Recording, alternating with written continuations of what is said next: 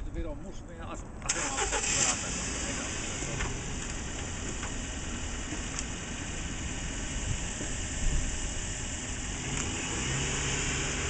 Tämä on tärkeä seikka, mitä meidän pitää unohtaa. Ja sitten on nimenomaan Suomen tulevaisuuden kannalta on ehdottoman tärkeää se, että Suomi pitäytyy sotilasliittoutuman Naton ulkopuolella ja pyrkii kehittämään uskottavaa ulkopolitiikkaa siten, että Suomen puolueettomuuspolitiikka palautettaisiin arvoon ja kunniaan, joka oli aikaisemmin Suomen tunnusmerkkinä ja tuotemerkkinä maailmalla, joka herätti uskottavuutta YK-tehtävissä ja monissa muissakin asioissa. Ja näissäkin me edelleen olemme sitä mieltä, että NATO olisi suuri virhe Suomen kansakunnalta ja aiheuttaisi meille suuria menetyksiä esimerkiksi suuren itäisen naapurin Venäjän kanssa.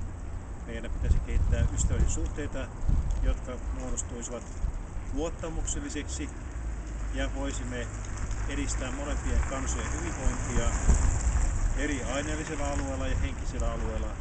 Meillä on varmasti tämän suuntainen kehitys olisi tervetullutta ja tähän me olemme Suomen islamilaisena puolena myönteisesti vaikuttamassa ja haluamme puolustaa voimakkaasti rauhan asiaa, olla rauhan asialla, viedä viesti eteenpäin, että kaikki edistykselliset voimat Suomessa asettuisivat rauhanrintaman taakse vastustamaan äärioikeiston esille tulemista ja fasismia.